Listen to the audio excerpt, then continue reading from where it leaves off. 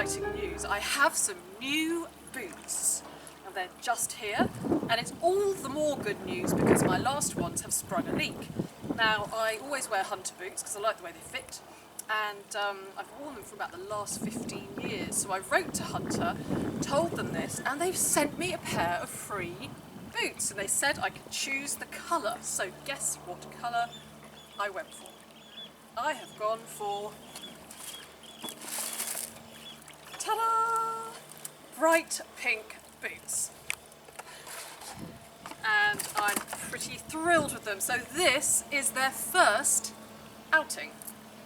So this is the putting on of the new boots ceremony before I go for a riverside walk. I hope they fit. Oh yeah, perfect fit. Perfect fit. What do you think? Oh yes, very happy. And the next one.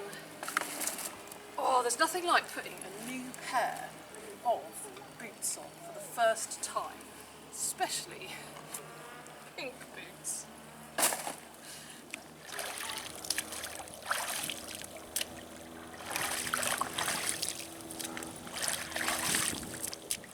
Hi everyone. Well, you saw the unveiling of the new pinker than pink boots the other day on the Thames Estuary, and today is their first outing to the Thames Foreshore. I'm going to go down there in a moment, and it's going to be the first time they get muddy, which is great because they're looking a little bit too clean. And I've also decided to ditch the stripes for the day and turn them into stripes on the legs. Hannah Smiles, who is a photographer, is meeting up with me today. She's going to take my photograph for an exhibition called Foragers of the Foreshore, which is part of the Totally Thames Festival in September. It goes along for the whole of September, and there's all sorts of things going on about the Thames. And Hannah has been taking photographs of lots of different mudlarks over the last few months, so there's bound to be some great photographs that we're all going to see in September. And I'm hoping that mine is going to look pretty good too, with pink boots, striped tights, black top. What do you think? I thought I'd change my image. Anyway, I'll be telling you more about the festival. For now, I'm going to get on down to the foreshore, see what I can find, and hopefully come back later and show you some interesting bits and pieces. It's pouring with rain outside. It's been so hot this last week. So I'm kind of glad it's not so hot today, because wearing these tights, I would just be melting.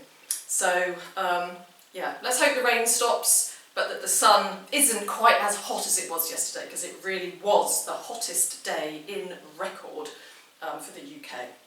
So thanks very much for watching, and I'll see you later.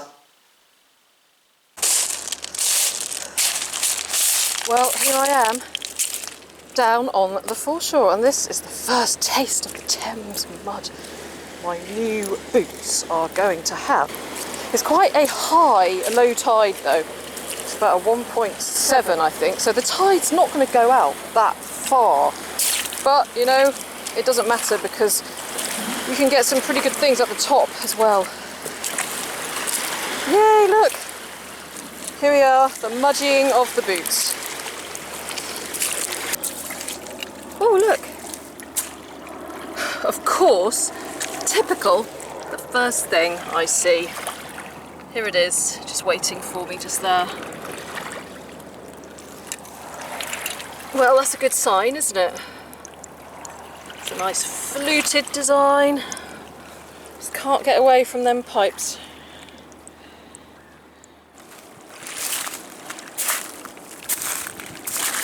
Now down here there's a little goddess, I think Hindu. Here she is. She's been thrown in the River Thames, and this little goddess is made of quite a soft clay, so actually eventually it will dissolve into the river, which makes it nice and eco-friendly. So colourful. I'm not sure who she is, but I'm sure she brings a lot of goodwill. So I'm going to put her back, and then eventually she will dissolve and be part of the river.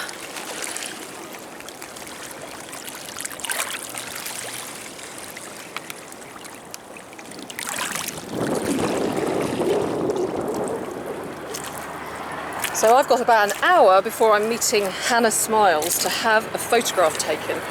So hopefully I can keep myself relatively clean and mud free before I meet her.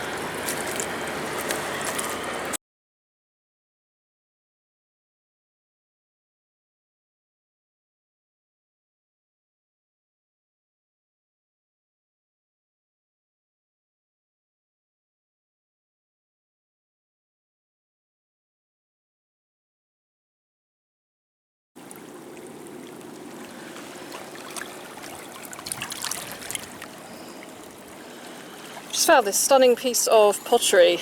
It was actually the other way up and I turned it over and then cleaned it off, and I saw that there was something on there. And it's beautiful, look at that. Mess number 17. That's gorgeous.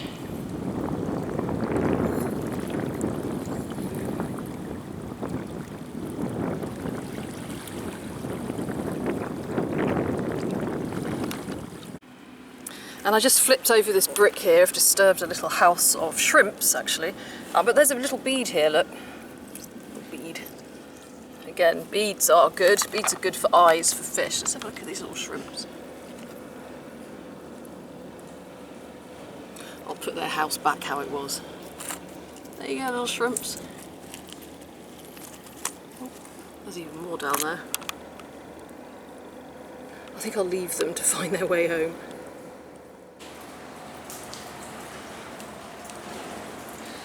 Well, so far today it's pretty slim pickings. I think I'm going to add a few previous finds to this video, but as I say that, I'm just looking down here at this, wondering if that's anything at all.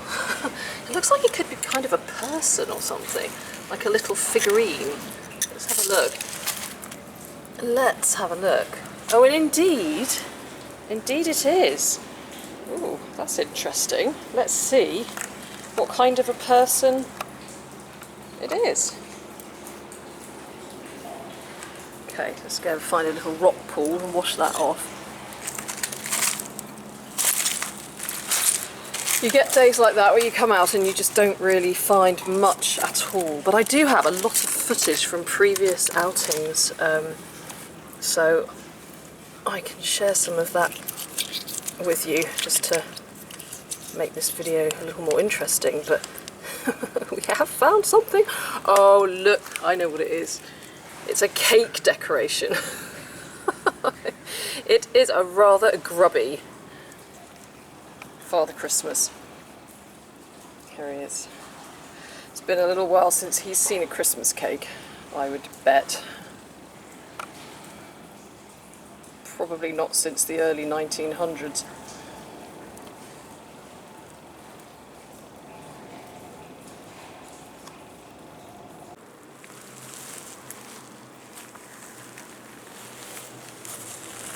Now, a moment ago I spied a button just down here. Can you see it? It's just down here. At the moment I can't see. At the moment I don't know what's on the other side, so I'm going to pick it up now and have a look.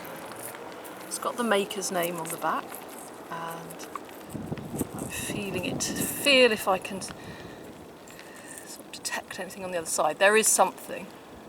Oh, here we go, look. It is an anchor, another anchor. It's a nice one though, quite delicate. Look at that.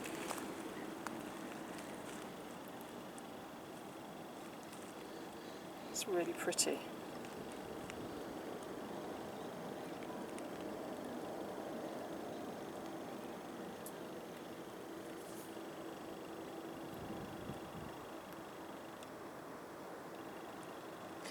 Talking of buttons, my son Angelo, who is in a band called Collateral, it's a rock band, his fiancée has just made him a coat out of lots of scraps of material and bits and pieces, and he asked me if he could have a button that I'd found in the river, and so I've sent him a general service button from World War I, I think it is.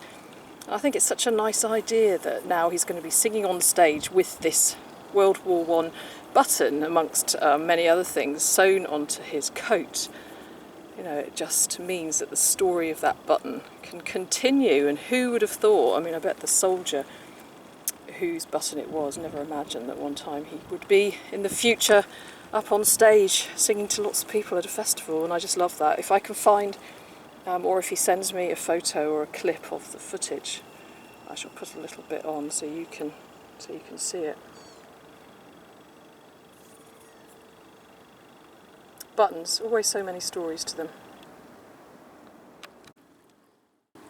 Now it's very camouflaged, but right down there I can see a Royal Antediluvian Order of Buffalo's pipe, or at least part of one. Let's hope it's a whole one, but I don't know yet. But I can see it just down there. It's pretty camouflaged, but there it is, you see?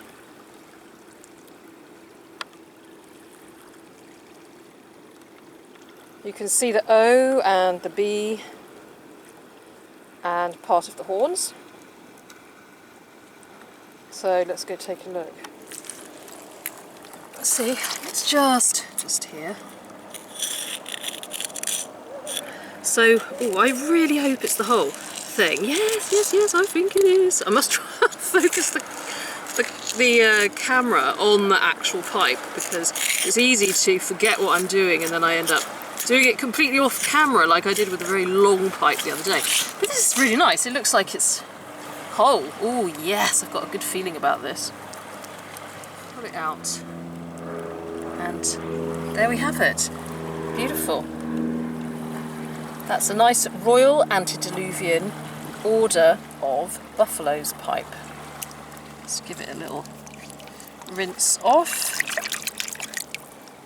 You can see the R, A, O, B, the buffalo horns, and it's really black whilst it's been there snug in the mud for all those years, but that will fade really quickly. Perfect.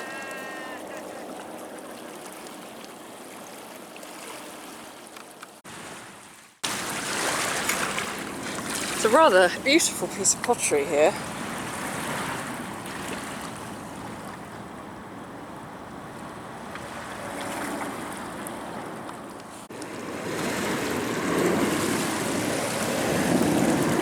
I can see the tip of a bullet here. Let's have a look and see what it is. There we are, look.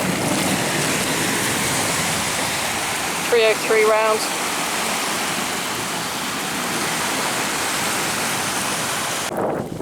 Now just down here I found a piece of pipe stem. I thought it was a bone at first, but it's quite interesting because it's got the name T.S. Queens on it. So I'm wondering if that's the pipe maker. The thing is, on the other side it's got Jubilee, so it's either Queen's Jubilee or T.S. Queens is the name of the maker, so I'm going to look that up when I get home.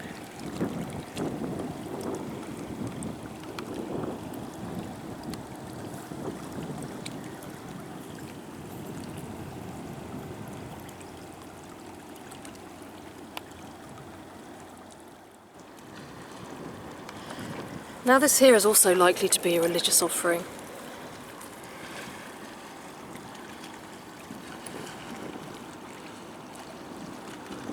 Having just found a live 303 round, which I will dispose of in the river, although it's unlikely to go off at any point, I am going to put it deep into the river. Just down here I can see one that is not live. Just down there, look.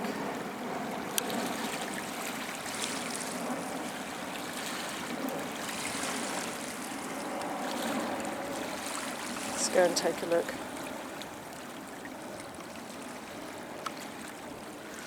Let's go and take a look. Yeah, here it is, look. See?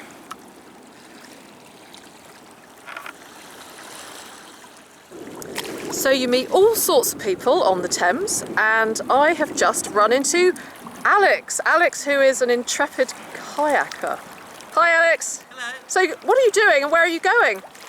I'm paddling in an inflatable kayak. I've just come from Greenwich and we're kind of around Woolwich.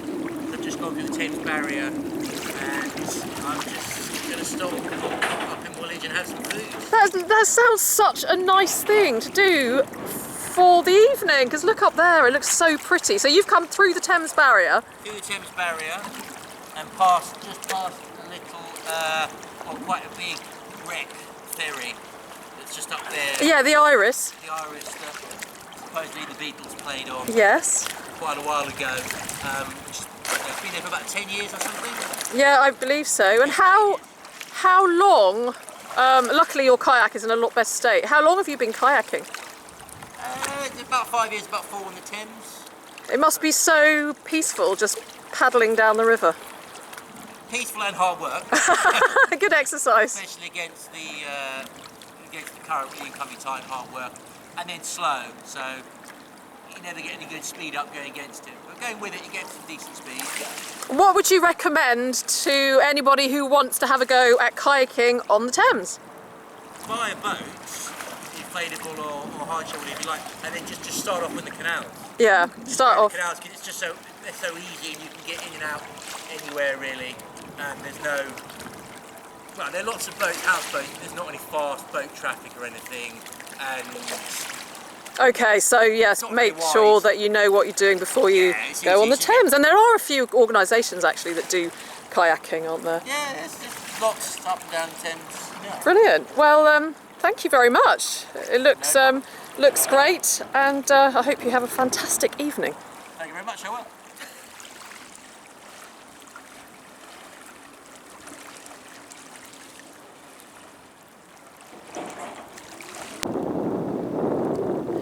There's yet another 303 around here, and as I was moving it out of the mud, it actually came apart. So we've got the two bits here. Give that a little rinse off. Nice and shiny. That bit there. And there's the other end of it.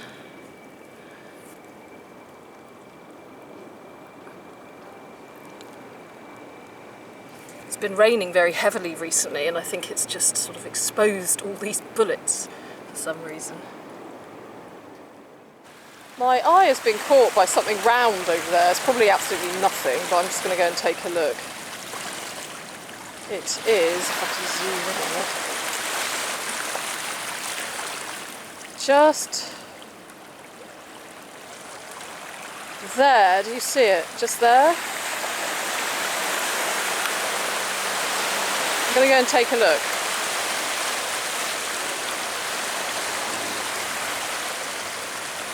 I wonder what it is. Is it a button, a coin, or is it just some kind of nut? Some kind of little nut. Or is it a stone? It could be a stone. Let's hope it's something exciting. What is it? Oh, it's a coin, but do you know what? It's probably a 2p. Let's see. Oh no, it's not.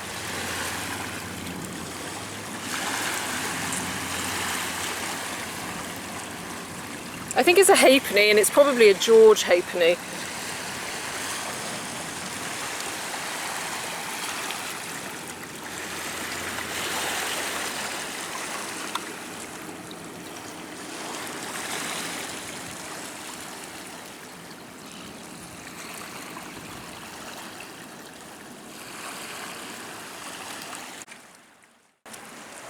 There's something wedged behind the rock here. I have a feeling it's plastic, not pottery, but it looks kind of interesting. Let's have a look and see what it is. Aha! It's half of a bird. As you can see, it's not always old artefacts that are left out by the tide. There's also quite a lot of rubbish. And so today, something a bit different. I thought I'd just show you some of what I do with the plastic that I collect.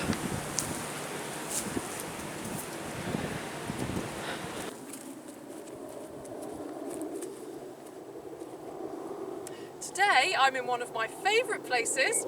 It's Higham, and we're right by the Thames Estuary.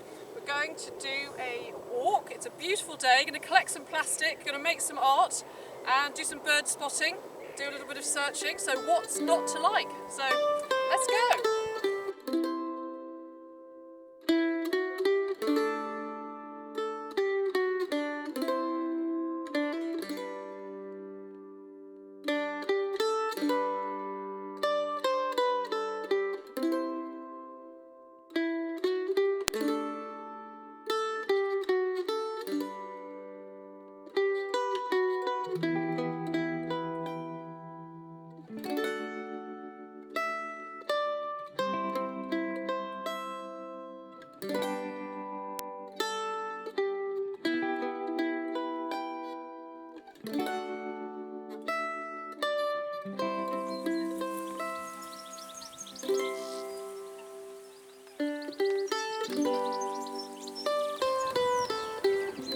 So we're collecting up lots and lots of plastic along here. It always amazes me how many lighters there are. I've collected tons of lighters.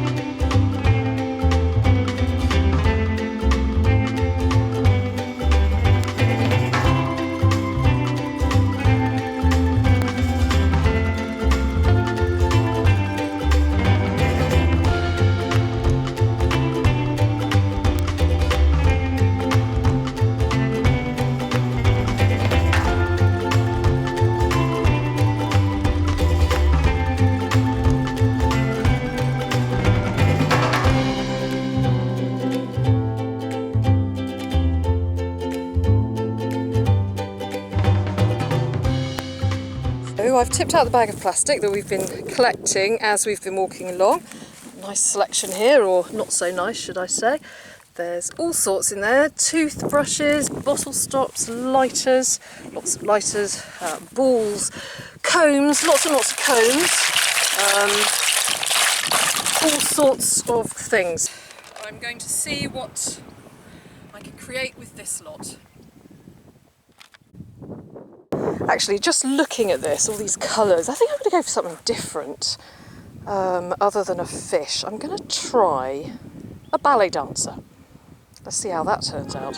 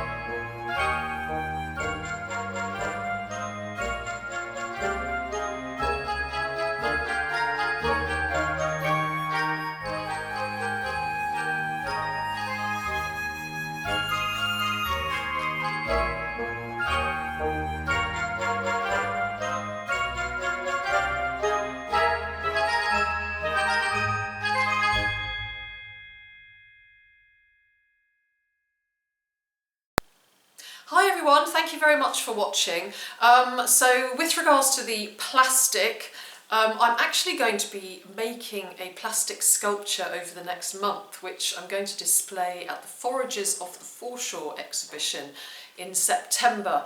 Now the Foragers of the Foreshore is going to be one of the largest mudlarking exhibitions ever held, and it's going to be held as part of the Totally Thames Festival during the month of September, and I'll put the website at the end, and if you happen to be in London at that time, during the whole month of September there's going to be all these Thames orientated activities and exhibitions going on.